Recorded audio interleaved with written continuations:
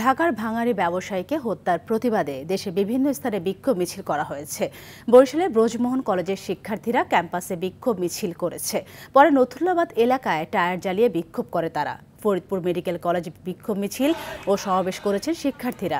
মানববন্ধন ও বিক্ষোভ করেছেন হবিগঞ্জ মেডিকেল কলেজের শিক্ষার্থীরা। প্রশাসন চাঁদাবাজ না আম জনতার পক্ষে, এই প্রশ্নে নাটোরে বৈষম্য বিরোধী ছাত্র আন্দোলন বিক্ষোভ মিছিল করেছে।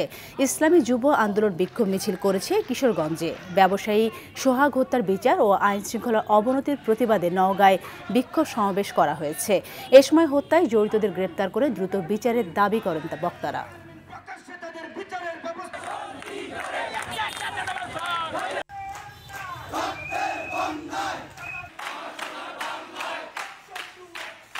এই ব্যাপারে আমরা সাধারণ শিক্ষার্থীরা ক্ষুব্ধ এবং আমরা এর তীব্র নিন্দা এবং প্রতিবাদ জানাই এবং বিচারের দাবি করি। নতুন ফ্যাসিস্ট জন্ম নিয়েছে, এখানে জড়ো হয়েছে এই একটা প্রতিবাদ জানানোর জন্য।